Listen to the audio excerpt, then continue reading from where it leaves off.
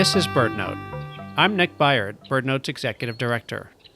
We're at the end of our fall fundraising week, and if you haven't had a chance to visit birdnote.org to make a donation, I'm here asking you to please do so today.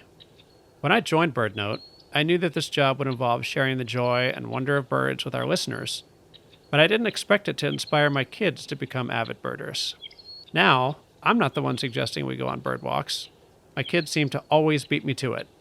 5-year-old Keaton has his favorite birds. I love crows and bald eagles and swans. And 7-year-old Piper has her favorites as well. I love blackcap chickadees and ospreys.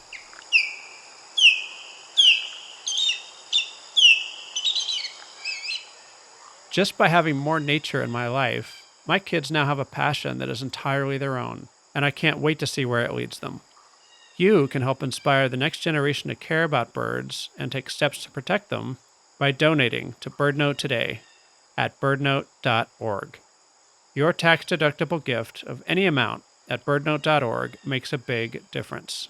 For BirdNote, I'm Keaton Bayard. And I'm Piper Bayard. And I'm Nick Bayard. Thank you for supporting BirdNote.